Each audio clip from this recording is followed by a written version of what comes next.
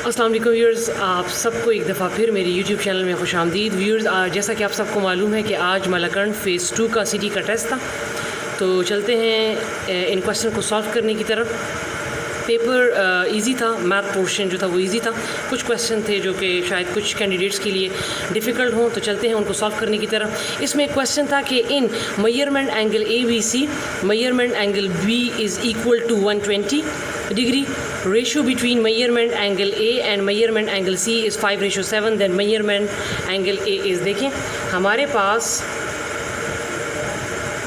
ये एक ट्राइंगल है जिसमें हमारे पास ABC 3 साइड्स हैं, ठीक है। इन्होंने कहा है कि इन 3 साइड्स में मेजरमेंट एंगल B जो है वो कितने के बराबर है, 120 के बराबर है, ठीक है। हमें पता है कि हमारे पास ट्राइंगल के जो 3 एंगल का जो सम होता है वो कितने के बराबर होता है, 180 के बराबर होता है, ठीक है। तो इसमें हमें मेजरमेंट एंगल B दे दिया है 120, तो अगर एक साइड हमें 120 दे दिया है तो हम कह सकते हैं कि A प्लस C ये दोनों जो हैं एंगल A और एंगल C को अगर हम इसका सम लें तो ये हमारे पास 60 के होंगे। कैसे? क्योंकि 120 दिया है, 120 के साथ मैं क्या प्लस करूं तो ये 180 आता है, तो जब मैं 60 प्लस करूं तो मेरे पास 180 आता है। तो एक एंगल 120 का दे दिया है और अगर इन दोनों का मैं सम ले लूं तो मुझे इससे पता लग जाएगा कि इन दोनों का सम मेरे पास 60 होगा, तब जाके ये टोटल 180 बनेगा। लेकिन अब मुझे इसमें ये नहीं पता कि इसमें अब मेजरमेंट एंगल A कितने के बराबर है और मेजरमेंट एंगल C कितने के बराबर है। दोनों का तो 60 है लेकिन अलग अलग हमें नहीं पता। तो इन्होंने हमें मेजरमेंट ऑफ एंगल A और मेजरमेंट ऑफ एंगल C का रेशो दे दिया है और हमने सिर्फ इसमें मेजरमेंट एंगल A फाइंड करना है। अब आप क्या करेंगे कि हमारे पास गिवन क्या है कि मेजरमेंट एंगल A का रेशो और मेजरमेंट एंगल C का रेशो जो कि है 5:7, ठीक है।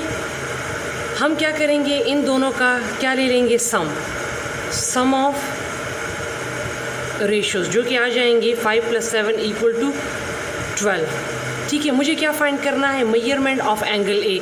तो आप क्या ले लेंगे, जो रेशो है उसको टोटल पे आप क्या कर देंगे, डिवाइड, ठीक है। और जो दोनों का आपने सम लिया है एंगल A और एंगल C का जो सम लिया है उससे आप क्या कर लेंगे, मल्टीप्लाई। तो 12 1 टाइम 12, 12 5 टाइम 60, तो अगर आप 5 को मल्टीप्लाई करें तो ये आ जाएगा 25। तो हम कह सकते हैं कि measurement of angle A is equal to 25। हमें सिर्फ फाइंड करना था मेजरमेंट ऑफ एंगल A। अगर कहते कि मेजरमेंट ऑफ एंगल B तो आप फिर क्या कर लेते कि ये मेरे पास 7 है, मेजरमेंट ऑफ एंगल C का रेशो क्या है, 7 डिवाइड बाई 12 मल्टीप्लाई बाई 60, तो ये आ जाता क्या, 12 1 टाइम 12, 12 5 टाइम 60, तो ये आ जाता कितने के बराबर, 35। तो मेजरमेंट ऑफ एंगल C 35 के बराबर है और मेजरमेंट ऑफ एंगल A 25 के बराबर है। अगर इन दोनों का आप प्लस कर लें तो वही 60 बनता है, लेकिन इन्होंने चूँकि हमें सिर्फ एंगल A का कहा था तो वो हमारे पास आ गया 25। जी तो व्यूअर्स, इसमें मेरे पास नेक्स्ट क्वेश्चन था कि in right angle one side is 5 cm and other side is 12 cm, the hypotenuse will be. ये वाले क्वेश्चन बार बार आ रहे हैं, ठीक है। हमारे पास ये राइट एंगल ट्राइंगल है, ठीक है, ये B है, ये A है, ये C है।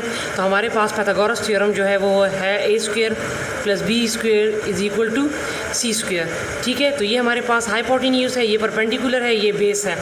अब इनमें से कोई भी दो साइड्स हमें दी हैं, इनमें से आप ये 5 ले लें, ये 12 ले लें, या ये 12 ले लें, ये 5 ले लें। इन्होंने हमें ये नहीं कहा कि परपेंडिकुलर 12 के बराबर है या बेस 5 है या बेस 12 है, परपेंडिकुलर 5 है, ठीक है। इन्होंने हमें ये नहीं कहा। आप कोई भी दो साइड्स जो हैं, किसी एक 5 ले लें, एक 12 ले लें, तो मैं A ले लूँगी 12 और B ले लूँगी 5। इसमें वैल्यूज़ पुट कर लें तो ये आ जाएगा 12 का स्क्वायर, ये आ जाएगा 5 का स्क्वायर, और हाइपोटेन्यूज इसको बोलते हैं। ये मुझे फाइंड करना है, 12 का स्क्वायर ले 144, 5 का स्क्वायर ले 25, C² एज इट इज़, इनको ऐड करें 169 C²। अब मुझे चूँकि C फाइंड करना है, C² नहीं, तो लिहाजा आप दोनों साइड पे स्क्वायर रूट ले लें, ये 2 इससे कैंसिल हो जाएगा, और 169 का जब आप स्क्वायर रूट लेंगे तो ये आपके पास आ जाएगा 13। कहने का मतलब ये है कि जब 13 को आप डबल करेंगे तो इससे आता है 169। तो 169 का स्क्वायर रूट जो है अगर आप लेंगे तो ये आ जाएगा 13।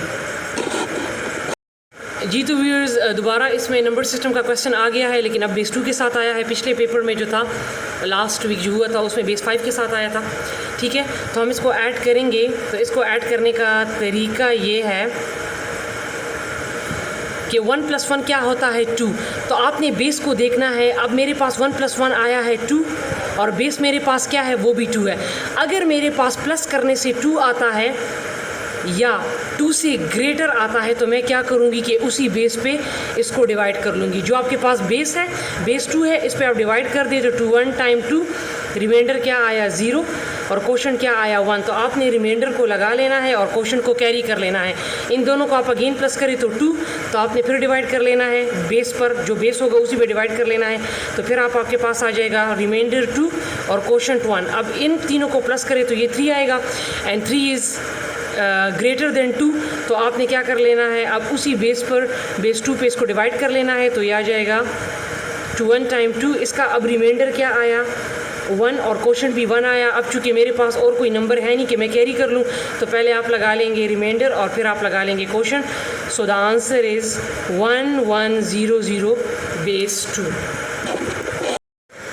जी तो व्यूअर्स अब इसमें मेरे पास नेक्स्ट क्वेश्चन था कि फाइंड द ग्रेटेस्ट नंबर। अब मैंने पूरा क्वेश्चन लिखा नहीं है। ग्रेटेस्ट मीन अगर जब भी आ जाए कि फाइंड द ग्रेटेस्ट नंबर, ठीक है, तो इसका मतलब है कि आप लोगों ने इसमें SCF फाइंड करना है। और जब भी आ जाए कि फाइंड द लीस्ट नंबर या फाइंड द स्मॉलेस्ट नंबर, तो इसका मतलब है आपने इसका LCM फाइंड करना है। अब चूँकि इन्होंने कहा कि ग्रेटेस्ट नंबर, तो लिहाजा इसका SCF फाइंड करना है। मैं इसको ऑलरेडी सॉल्व कर चुकी हूँ, तो आप इसी में देख लें, क्योंकि फिर सॉल्व अगर मैं इसको इसी तरह एक एक को सॉल्व कर दी तो फिर टाइम लगता। तो मैंने इसको पहले से सॉल्व कर लिया है। ये ले ले आप 135 का LCM ले लें, फिर 180 का ले लें, फिर 225 का ले लें। हमारे पास SCF क्या होता है कि हमने कॉमन देखना होता है। क्योंकि यहाँ पर 3 नंबर्स हैं तो हमने तीनों नंबर्स में कॉमन देखना है। तो देखिए इसमें भी 5 कॉमन है, इसमें भी 5 कॉमन है, इसमें भी 5 कॉमन है। तो एक 5 हो गया, फिर ये 3 कॉमन, ये 3 कॉमन, ये 3 कॉमन, एक 3 हो गया। फिर इसमें ये दूसरा 3 कॉमन, इसमें भी कॉमन, इसमें भी कॉमन, जो चीज़ तीनों में मौजूद हो। ठीक है, बाकी जो नंबर्स हैं वो 2 में मौजूद है लेकिन तीसरे में नहीं है। तीनों में जो चीज़ कॉमन होगी हमने उसको एक एक मरतबा लिख लेना है। तो एक 5 मौजूद है, एक 3 और दूसरा 3। तो आप इसको ले ली 3 3 टाइम 9, 5 एज इट इज़, और तो 5 9 टाइम 45। तो जो ग्रेटेस्ट नंबर हमारे पास आया वो आया 45।